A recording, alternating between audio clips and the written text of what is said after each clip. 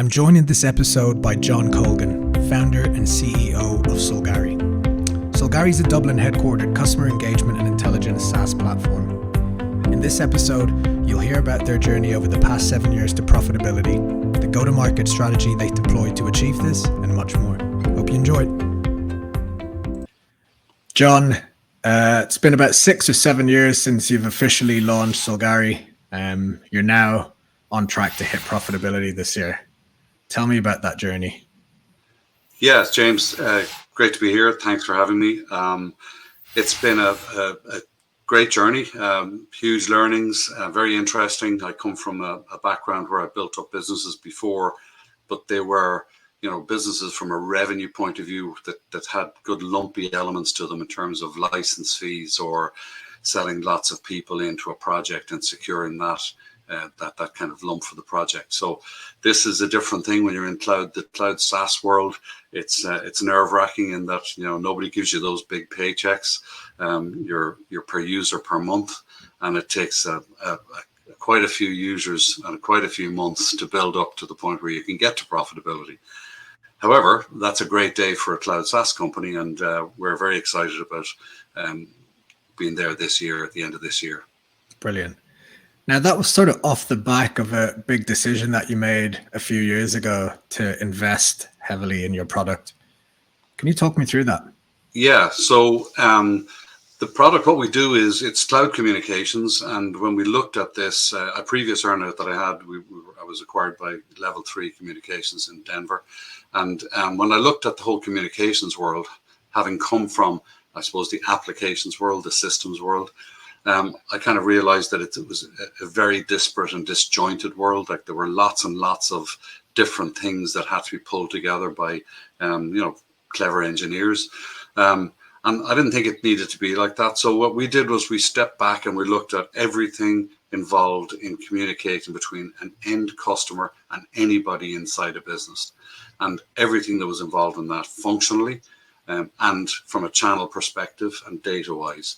And then we just built a simple schema or meta model or whatever fancy term you want to put on it that captured all of that, and meant that what we did was then we included in our functionality, full cloud telephony so that make and take calls, put them on hold, transfer, etc. Full inbound contact center, so very intelligent routing, etc. Full outbound with all of the flavors of outbound, your dialers, your predictive dialers, your progressive dialers, your bulk outbound SMS, all of that. Full recording, archiving and retrieval, but for every channel, including social channels, and all integrated. And then in the back end, integrating that with your data sources, your CRMs, etc., integrating it with your other functions that are relevant to your workforce managements, your credit card processors, all of the stuff that is in the surround, so that when we say to people, we can put you live immediately, that means that out of the box, all of this is in place. So, we pride ourselves on being very rapid speed to value for the customer. We got the Atlanta Falcons live in 1 day for 146 customer service agents, multiple channels, full customer service, full contact center. So that's what we do. And the investment was to build the software to be able to achieve that. So, we've gone through 3 private rounds. We've done it differently this time. There's no VC involved. And the only institutional investor we have is Enterprise Ireland, who have been absolutely fantastic, as all my previous experiences with them have been. Really supportive of Irish businesses who want to grow and bring value into the country in all sorts of ways. And the rest are all private individuals. And so that's the route we took because we knew we were in a space that we would have to flex and change shape and size, and what the question wasn't fully formed. The market wasn't fully educated in terms of asking for the levels of integration we were providing. So there were lots of disparate cloud offers for cloud telephony or cloud contact center or inbound or outbound dialers in the cloud, and you were still in a position where you had to have a project to pull all this stuff together. And we were anti-project. We wanted to take the project out of it so that you could connect and go, as the promise of the cloud was. Connect and go, only pay for what you're using rather than having to pay for projects to put stuff in place and maintain that. So pre-integrating, prefabricating all of this so that you have all of the communications capability for all of the channels, connected into all the data sources that are relevant and all the functions that are relevant around you. So out of the box, you're fully functional. There's no project, there's no delay, there's no cost, there's no risk. And that's true cloud. So we wanted to be that true cloud thing. And that's we think is unique about us, because everyone else is still dependent on projects to pull this and that and the other thing together and make it all sing and dance together. So that's difficult to do and difficult to maintain and costly. And that's our big calling card. Okay. I might just rewind a bit then and maybe ask you, what was Solgari doing before this investment? How would you have described your business before the investment, and how would you describe it now to viewers that might not really understand the sort of cloud telephony space? Yeah, so I suppose Solgari was formed out of a little incubator company that we had, and it was born to do this. So we came with only a vision. We put together a very, very simple piece of technology in the cloud that was cloud telephony, but it was the first place that it surfaced. We were building a model that included everything else, and we got some customers for that, and thankfully most of those customers are still with us and took the journey along with us. We have some fantastic customers that we've had forever, and we built out from there, and then manifested it out through the popular routes. So if you're a Solgari user, you can open us up in your CRM. So if you're a Dynamics or Salesforce or HubSpot or ServiceNow user, we appear inside there. We appear inside Teams if you're a Teams user. We're natively integrated in Teams. Microsoft co-developed that with us.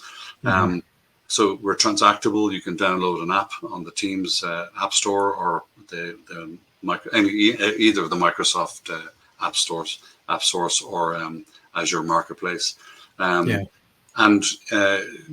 we're all of a sudden we're live inside Teams, or raw on the web, or on your mobile device if you're a field worker, or you're a district nurse or an engineer or a salesperson. You have the full power of it on your mobile phone, your iPhone or Android. So it can surface in all of those places for you, or any of those places for you. You can wherever suitable as the service provider, and that flexibility is part and parcel of it as well, because now it's any channel anyone wants to use. Flip between the channels. I can take your contact from anywhere because I'm out on the road, or I'm raw on the web, or I happen to be signed into Teams, or I'm in my CRM. It doesn't matter. It activates wherever you are. So that flexibility to be able to do customer service from day one, and actually, James, that's been really significant, because why we're really delighted that we've done this integrated from the start this way is because AI is dependent on the quality of data. And for AI to be applied, if you have all the data in real time from all of the transactions, all of the interactions, all of the static data, then your AI can rely on that data. And so when you apply AI to it, it's going to be accurate and not make you look foolish to the customer. And so we were the first people in the world to have a co-pilot live, first people in the world to have,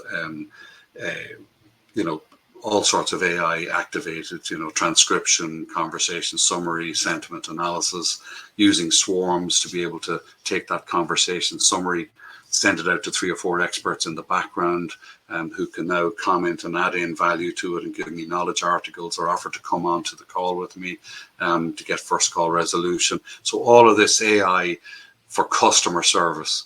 And so what we're doing is we're impacting the 2 metrics most important to us. One is the customer satisfaction score. So they're going to get first call resolution. They're going to be speaking to people who have access to all the data and therefore are knowledgeable and competent to deal with them on the topic they want. And then also operational efficiency, because we can swarm out to people, because we have all the data, because we have all the previous interactions, we're going to get first call resolution. And that's the best way to save money, because you're not making calls. I don't have to call you back. I don't have to talk to someone else to call them back. So all of this stuff has come to the fore. AI has really brought around that thinking of integration, and because we built it to be integrated from the start, that puts us in a lovely position. So that's where the investment went. We've done 3 private rounds. and maybe next year we'll go for a big public round through a VC or some such animal type. But yeah, that's what's been invested in so far to get us here, and then to get us out into the market, to bring us out through the channels. You know, it costs money to find your way in these channels. Yeah, that was my next question. You know, obviously your primary go-to-market strategy looks like it's largely channel and partnerships. Yeah. You know, how did that come about? Was that always the case from when you launched, or did that just evolve over time? It was always the vision. Early on, we were. Why was that? Because we can't hope to reach. You know, I grew up building, first of all, systems integration company, then a kind of a banking software company, and you know, you try and get the word out there with the best will in the world. You know, I can't go around the streets of every city and every country telling everybody about this. So you know, you have to find a way that's going to get your news out. And so very early on, we realized, look, you know, we're a cloud SaaS company. You know, we complement a lot of things. Surely we can partner with people who would want to bring us out to their customer bases, and as part of the complement that we provide for their services. So, but early on, we did realize we had to get our own few customers. So we got enough to get referenceability, but we used that referenceability to create materials to dangle in front of the various channel types that we wanted. And you know, we experimented with the kind of channels that were relevant to us. We've kind of gotten to the point where we go through 3 channel types now. We sell through telcos, traditional telcos who are partnering with the likes of Microsoft. They do a thing called Operator Connect, where the telco sells Teams, and then they retain the calls behind all the Teams activity. So we're a lovely layer on top of that. So the telco's retaining their calls revenue.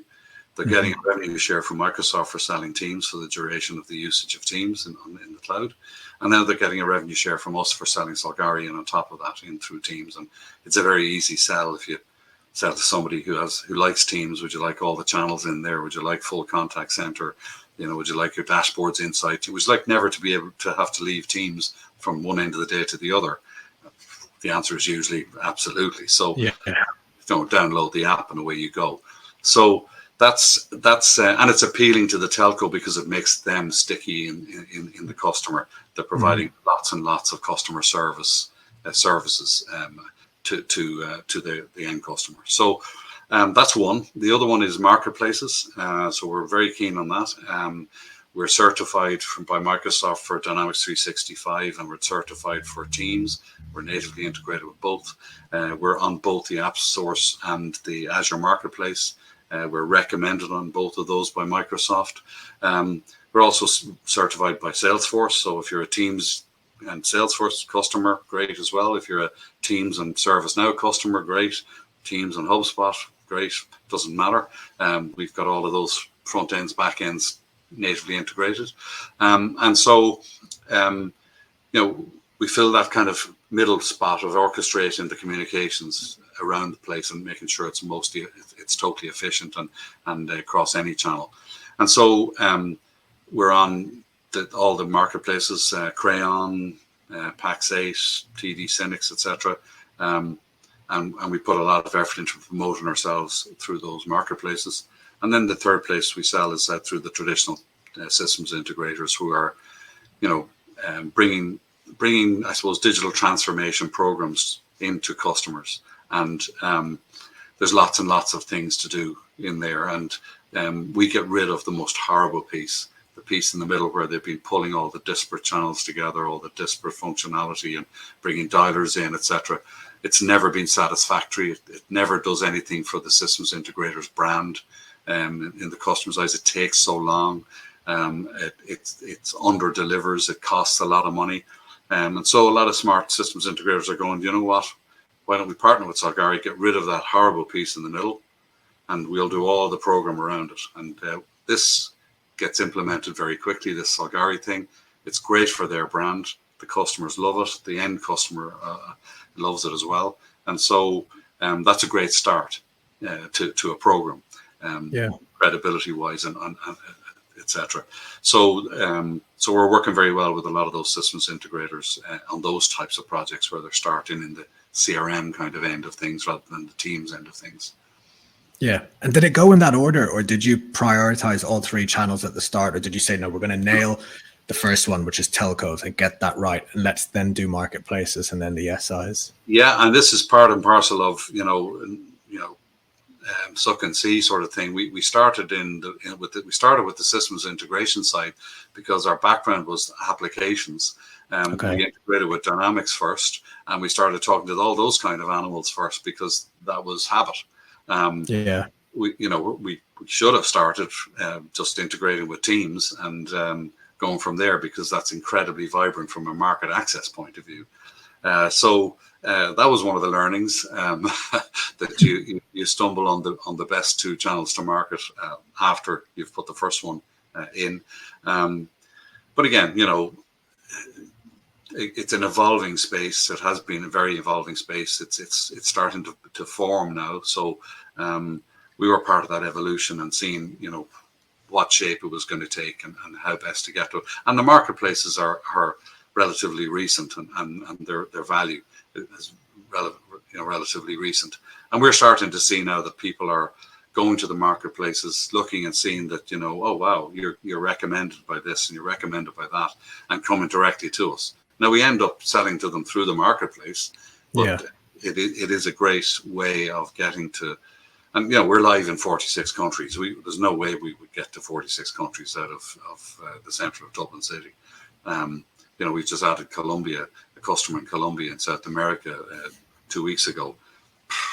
Yeah. They saw us on the Microsoft Marketplace as a recommended solution, got in touch with us, had a look at it, thought, wow, yeah, well, we like it, and downloaded it, and away they gone. So that's the dream, isn't it? Yeah, it's brilliant. It's brilliant when it starts to come like that. And it's been a tough road. If we were to do it again and we knew what we know now, we would short-circuited it and probably saved ourselves a lot of money and a lot of heartache. But we got there in the end. Yeah. Okay. Because I'm going to actually share a link of your how to buy section on your website for the viewers as well, because that's how I came across you. And I've never seen a buying section on a website that is so friendly to the buyer and so clear without any friction whatsoever. I think you have 4 different explainer videos for them to buy in marketplaces, depending on what marketplace route they're going to do. Yeah. But can you talk to me about marketplaces? How did that start? Because now it's on everyone's kind of radar. They all want to be doing it, but it's very hard to start because it's become crowded. Were you there before it was crowded? We were there before it was. Before there were a lot of them were really active, and they were trying out what way they'd do it and how they'd position. And we started off with the Microsoft marketplaces, and we started doing that thinking that it was only a point of endorsement. We thought it was a fairly passive marketplace to begin with, which maybe it was, less so now. But we wanted to be on there, and we wanted our credentials on there, and we wanted them to, we got the endorsement from them that we were recommended solutions by them. So that was important to us, because then we can always point to that. And when particularly when you're small and you're coming from that small position, those kind of certifications are important. Those kind of endorsements are important. So we got certified in Dynamics, we got certified in Teams as early as we could, and then they saw the quality of the solution and put us up as a badged recommended solution. So that endorsement then helps us get other partners. It helps us get customers. It's reassuring for any buyer that you've got that status. So that was a big help to us. Then they started to work with other marketplaces. Microsoft did, and to be fair to them, they kind of brought us in to those early conversations, and it was through them that we got positioned on the Pax8s, the TD Cynics, the Crayons, etc. So they're very active and vibrant marketplaces, and they actively sell. And I'm just back from the Middle East, and we had great sessions with with Crayon in Dubai, and we've been doing sessions with their big partners in the region since, education sessions and sales training. So we're off and running down there, and that there's great vibrance and sales activity going on with the likes of Crayon. So the channel leader in Crayon in Dubai, Roshan, has been amazing with us, and we're partnering very well there. So that's a very vibrant way forward, I think. And if you can get in there early, it's good. And if you can clearly articulate what's different about you, and also if you can make your solution easy for the customer to digest, to start using, to get. I think there's less of a tolerance through marketplace buyers, particularly if you look at the teams, the profile of people who like to come at you from teams. Mm-hmm. There's less of a tolerance for IT projects. Maybe over on the CRM side, you're dealing with IT managers and they're used to IT projects and they've got big programs going on. But there's less of a tolerance for it when you're in the customer service execs presence. And so if you can show how quickly you can get value in there, that's another big thing to highlight through the marketplace. So all of these things have been lessons learned as to what marketplaces, how to position it, how to make it easy for people. People have low tolerance now. Yeah. So could you maybe explain then how the different marketplaces work together? So, I mean, you obviously have the Microsoft marketplace, you talk about Crayon there and stuff as well, but how would a buyer decide to navigate? Is it through Crayon's relationship that they will then use the Crayon relationship? Or as a buyer, if I found you on my own, do I decide which marketplace to purchase on? Yeah, so I think how the buyers do it is, the likes of Crayon will have lots of people who sell to end customers who buy through the Crayon marketplace. So yeah. It's a bit like years ago, the old distributor model that Microsoft didn't want to deal directly with everybody. So they had these distributors that you bought through. It's a little bit like that. There's no box shifting or license shifting or discs or anything anymore. It's all virtual, but the concept is the same. So you're doing all the dealing with the customers. So, for example, like Crayon will have lots of systems integrators who buy through them, lots of modern workplace partners who sell Teams and Office products who buy through them, and they're out there selling to end customers. So they've got hundreds and thousands of customers of their own, end customers who are using them. So they're the the banks, insurance companies, manufacturers, retailers, etc., who are buying from these modern workplace partners or systems integrators, and then they're buying from Crayon. So the relationship between Crayon and them will be set. If you're a customer of that systems integrator or that modern workplace partner, they will already have decided they're going to buy the Microsoft stuff, for example, through Crayon. So you as an end customer won't. It's where the SMBs kind of spot you on the Microsoft marketplace and then come directly to you through your website. And then you say to them, look, fine. Let's do this. And we show them the products and they see them and they like them. Say, okay, so now to buy it, you just go into Microsoft's App Store and click the number of those you want, and that initiates our onboarding, and we'll do the rest from there.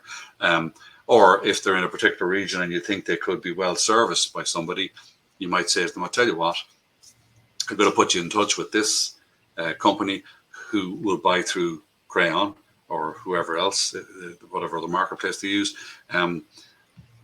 That would best service you because there's other things you'll need, and they can give you those other things as well.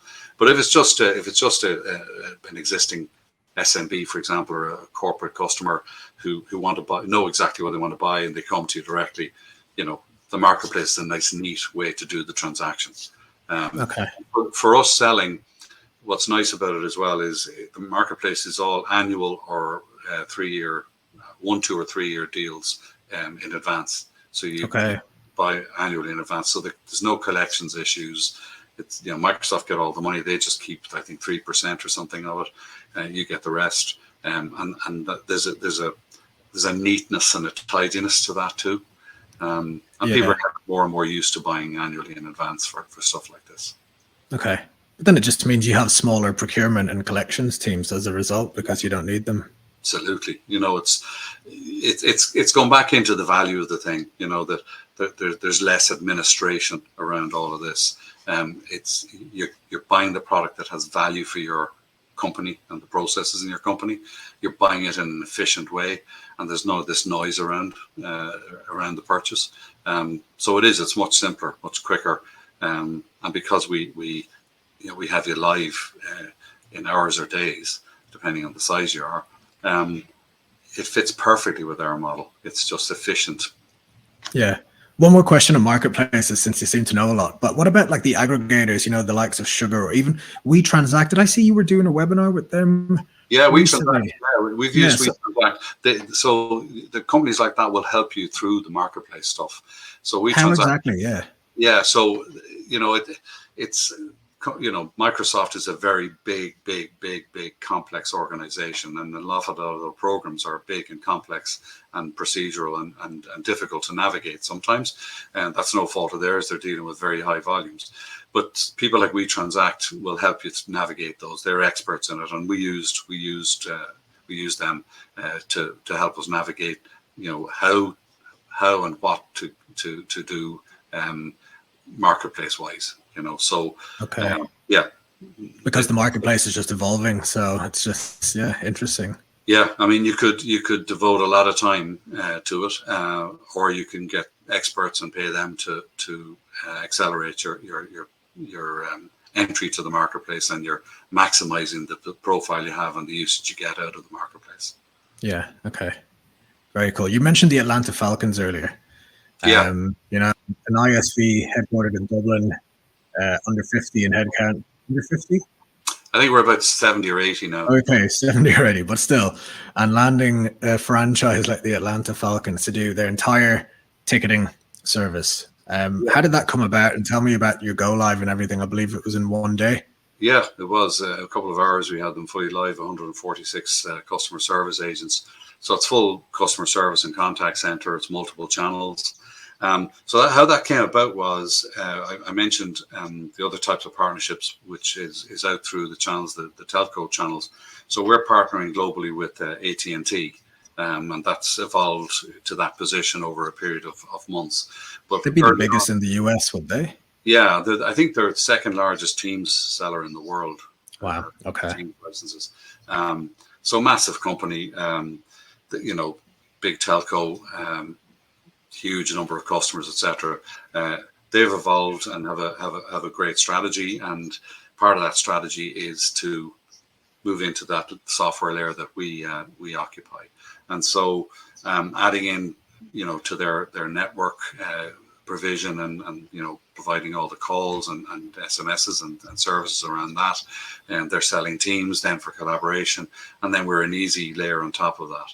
And so it was with the Falcons, where it was the first deal that we were brought into by AT&T, and we closed the Falcons that way, and then we've gone on to do lots of other things with AT&T since, and the opportunities are getting larger and larger.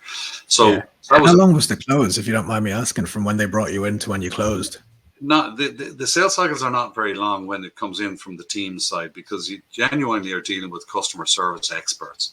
And a customer service expert what we generally tend to do is have a conversation with them about what are their big use cases and what are their big pain points right now. And, you get a list of 3 or 4 of each of those things. We customize the demonstration we'll do a demonstration for 20 minutes to them, Solgari for Teams, focused on their use cases and focused on their pain points. And the one thing a customer service exec is expert at what they want to achieve. And when they see it, they know, oh, wow, that's what I'm trying to achieve. So you get into a very short pilot, like a couple of days of a pilot, and away you go. Do a simple statement of work that we do to say, what are you trying to achieve here? What are you trying to prove? What do you need to see? We put the pilot up for X number of people, 5-10 people for 5 or 10 days. Before we get to the end of the pilot period, they're coming back saying, that's perfect. So what do we need to do to go live? Nothing, just add more people. this is a live, the pilot is the live thing. Yeah. So, it's through cloud, connect and configure, and away you go. So, that's what we did with them. Great story. There's a video being built to show at Microsoft Ignite in November around the Falcons and AI. There's full AI in there. So there's some fantastic little videos that have been made already about them. The customer looking to buy tickets or change tickets because they got an injury and they can't go to a game or a concert or something.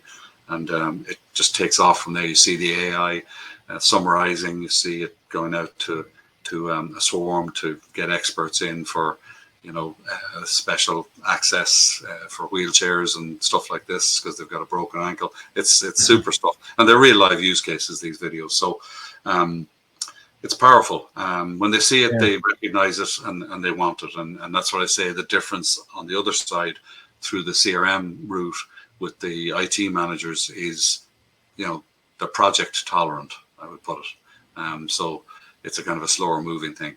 So we've had sales cycles as short as 1 week. Amazing. I mean, listening to you talk, you'd almost believe that the last 6-7 years have been a perfectly executed plan. And I'm sure it wasn't the case. But I mean, if you could go back and rewind the clock, is there anything, that you would change or do differently? I think what you have to recognize in looking back, and you always have the luxury of looking back at seeing how things ended up forming. It wasn't just us forming our product and our capability. It was the market forming the question. It was other technologies forming the environment that you were going to operate within. If you go back 6-7 years ago, the trust for things like Azure and Amazon Web Services and all these kind of big cloud offerings wasn't as high as it is now, and probably rightly so. And they've worked hard to make sure that it's secure, it's scalable, it's its availability is high and all that stuff. So that was forming. That's the basis of the cloud, and lots of stuff was forming around it. New channels, social channels were being used. So there was a hugely changing terrain around us as we were going through this, and we had to be cognizant of that. And that's why we kind of went for the private funding rather than the institutional funding early on, because we knew we were going to have to change shape and color and size and all that kind of stuff to respond to the changing asks on the environment. And so it's very easy to sit and look back and say, oh gosh, we could have done that better. And there are lots of things, of course, that we could have done better, and lots of grief along the way as you got things wrong. But staying aware of those things, the underlying environment, the surrounding environment, the other technologies that are impacting on this, and that's critical in IT right now, because it is rapidly changing. And getting to the core of what's important. And with us, the core of what was important was not trying to retrofit integration, was to design an integrated capability, because we did know that AI was going to be more and more and more important. And the one thing about AI is it needs good data. And so we wanted our world to be complete and in real time to allow for that.